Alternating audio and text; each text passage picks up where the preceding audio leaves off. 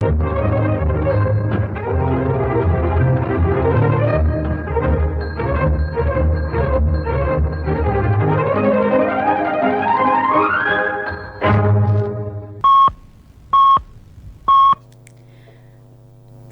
کے 3 بجے ہیں۔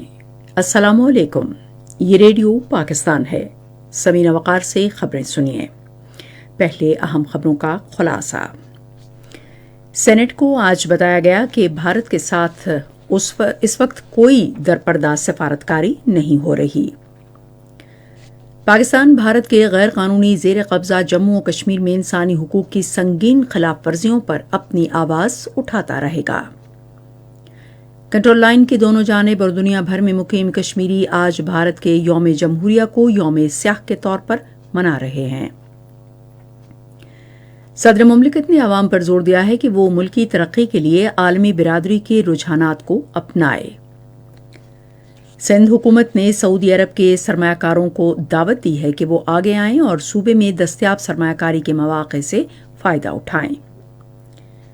اسرائیلی فوج نے آج مقبوضہ مغربی کنارے میں واقع جنین پناہ گزین کیمپ پر چھاپہ مار کارروائی کے دوران 9 فلسطینیوں کو شہید کر دیا۔ اور اب خبریں تفصیل کے ساتھ۔ آج سینیٹ کو 2 ٹوک الفاظ میں بتایا گیا کہ بھارت کے ساتھ کسی قسم کی کوئی پس پردہ سفارتکاری نہیں ہو رہی۔ خارجہ امور کی وزیر مملکت حنا ربانی کھر نے وقفہ سوالات میں ایوان کو بتایا کہ ہمسایہ ملک کی مخاصمت منفرد نوعیت کی ہے۔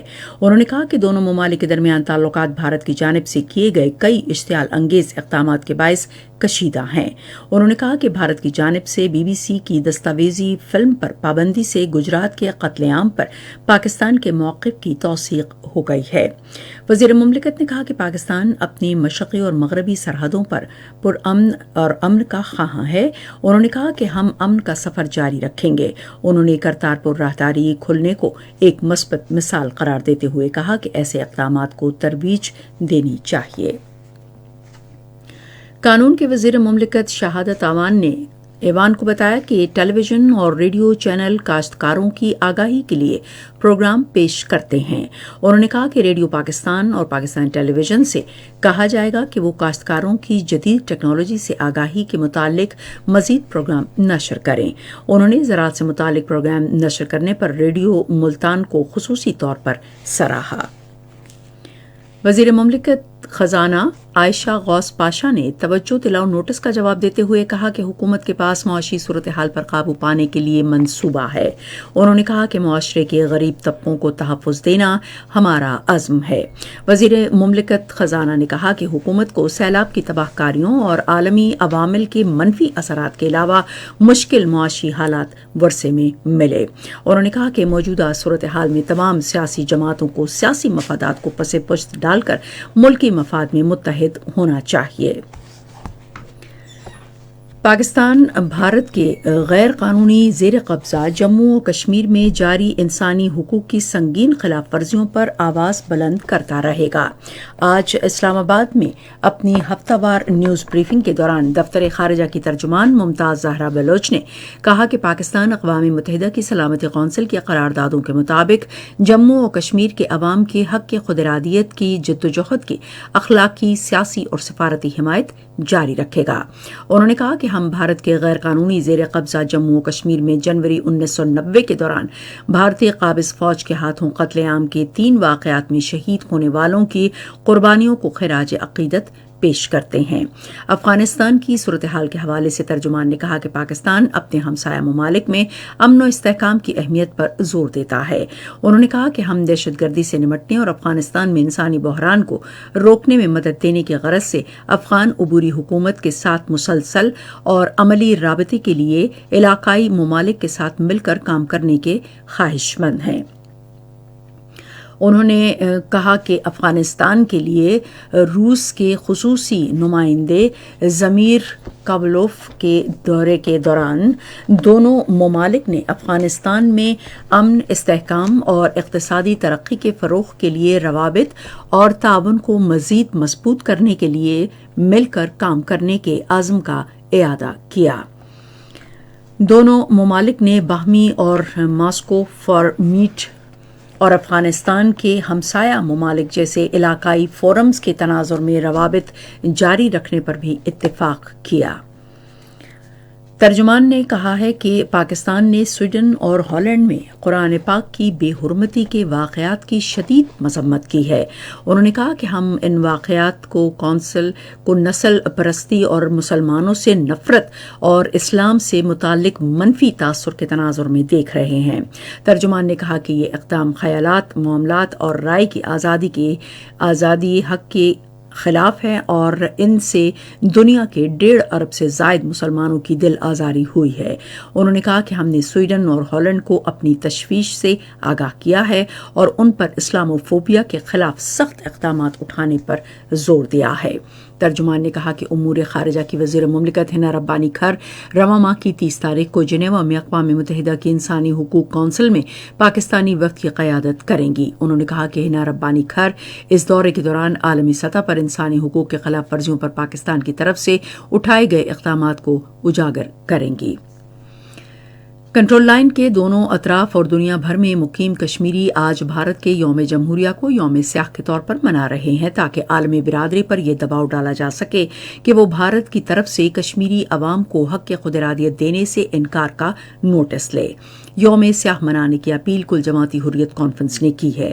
مقبوضہ جموں و کشمیر میں آج مکمل ہڑتال ہے اور آزاد کشمیر، پاکستان اور دنیا بھر میں مقیم تمام مخالف مظاہروں اور ریلیاں نکالی جا رہی ہیں تاکہ عالمی برادری کو یہ واضح پیغام دیا جا سکے کہ بھارت نے کشمیریوں کی تمام بنیادی حقوق سلب کر رکھے ہیں۔ آزاد جموں و کشمیر میں ضلع اور تحصیل کی سطح پر ریلیوں اور مظاہروں کا اہتمام کیا جا رہا ہے۔ دارالحکومت مظفرآباد میں کشمیر لبریشن کمیشن اور پاسبان حریت جموں و کشمیر نے یوم سیاہ کے موقع پر ریلیوں کا اہتمام کیا ہے۔ یہ خبریں آپ ریڈیو پاکستان سے سن رہے ہیں۔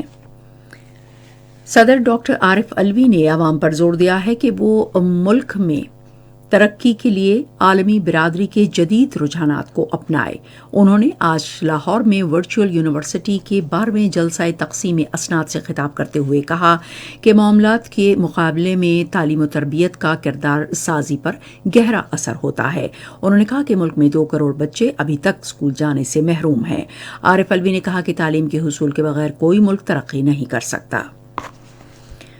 سندھ حکومت نے سعودی عرب کے سرمایہ کاروں کو صوبے میں موجود سرمایہ کاری کے مواقع سے فائدہ اٹھانے کی دعوت دی ہے۔ آج کراچی میں سعودی عرب کے تاجر مازن ایم معلم سے گفتگو کرتے ہوئے سندھ کے گورنر کامران خان ٹسوری نے کہا کہ سعودی عرب نے ہمیشہ مشکل وقت میں پاکستان کا ساتھ دیا ہے اور پاکستان برادر ملک کے ساتھ اپنے تعلقات کو قدر کی نگاہ سے دیکھتا ہے۔ سعودی تاجر معز ایم معلم نے اعتراف کیا کہ صوبہ سندھ کے مختلف شعبوں میں سرمایہ کاری کے پرکشش مواقع موجود ہیں۔ ملاقات کے دوران 2 طرفہ تجارت، وفود کے تبادلے، سندھ میں موجود سرمایہ کاری کے مواقع اور دیگر امور پر تبادلہ خیال کیا گیا۔ سندھ حکومت نے کراچی میں ملازمت پیشہ خواتین کی سہولت کے لیے اگلے ماہ کی 1 تاریخ سے پنک پیپلز بس شروع کرنے کا فیصلہ کیا ہے۔ اس بات کا فیصلہ آج کراچی میں سندھ کے ٹرانسپورٹ و اطلاعات کے وزیر شرجیل میمن کی زیر صدارت اجلاس میں کیا گیا۔ پشاور میں خیبر پختونخوا کی 15 رکنی نگران کابینہ کا اعلان کر دیا گیا ہے۔ اس حوالے سے اعلامیہ آج پشاور میں خیبر پختونخوا کے گورنر حاجی غلام علی نے جاری کیا۔ اسلامی تعاون تنظیم کے سفیروں کا اجلاس اقوام متحدہ میں پاکستان کے زیر صدارت ہوا، جس میں نیدرلینڈ اور سویڈن میں قرآن پاک کی بے حرمتی کے واقعات کی پرزور مذمت کی گئی۔ ایک بیان میں کہا گیا کہ ایسی مذموم کارروائیاں اسلامو فوبیا کا مظہر ہیں۔ اجلاس سے خطاب کرتے ہوئے پاکستانی مندوب منیر اکرم نے کہا کہ اسلامی تعاون تنظیم گزشتہ سال اقوام متحدہ کی جنرل اسمبلی کی منظور کردہ اہم قرارداد کی روشنی میں اسلامو فوبیا سے نمٹنے کا دن منانے کے لیے نیو یارک میں خصوصی اجلاس منعقد کرے گی۔ انہوں نے کہا کہ اجلاس میں مسلمان مخالف بیان بازی، نسلی امتیازات اور منفی دقیانوسی تصورات کو ختم کرنے کا بھی مطالبہ کیا۔ پاکستانی سفیر نے کہا کہ اسلامی تعاون تنظیم اقوام متحدہ کے سیکرٹری جنرل سے اسلامی تعاون تنظیم کے رکن ممالک کے تعاون سے اسلامو فوبیا کو روکنے کے لیے لاہ عمل وضع کرنے کا مطالبہ کرے گی۔ اسرائیلی فوج نے آج مقبوضہ مغربی کنارے میں جنین کے پناہ گزین کیمپ پر چھاپہ مار کارروائی کے دوران 9 فلسطینیوں کو شہید کر دیا جبکہ درجنوں فلسطینی زخمی بھی ہوئے۔ فلسطینی حکام کا کہنا ہے کہ اسرائیلی فوج شہریوں کے خلاف بڑے پیمانے پر کارروائی کے دوران ان پر براہ راست فائرنگ کر رہی ہے۔ فلسطینی وزارت صحت کے مطابق 16 افراد زخمی ہوئے ہیں جن میں سے 3 کی حالت تشویشناک ہے۔ ریڈیو پاکستان آج تیسرے پہر 4:05 پر اپنے قومی نشریاتی رابطے پر ماہر آثار قدیمہ اور تاریخ دان ڈاکٹر احمد حسن دانی کی برسی کے حوالے سے ایک خصوصی پروگرام نشر کرے گا۔ ہوبارٹ میں آسٹریلیا کی خواتین کرکٹ ٹیم نے پاکستان کے خلاف دوسرے T20 میچ میں اب سے تھوڑی دیر پہلے تک بغیر کسی نقصان کے 2 اوورز میں 11 رنز بنائے۔ اس سے پہلے پاکستان نے ٹاس جیت کر بیٹنگ کا فیصلہ کیا اور مقررہ 20 اوورز میں آسٹریلیا کو جیت کے لیے 97 رنز کا ہدف دیا اور اس کی 7 کھلاڑی آؤٹ ہوئیں۔ محکمہ موسمیات کی پیشگوئی کے مطابق آئندہ 12 گھنٹوں کے دوران ملک کے بیشتر علاقوں میں موسم سرد اور خشک جبکہ بالائی علاقوں شمالی بلوچستان، کشمیر، گلگت بلتستان میں شدید سرد رہے گا۔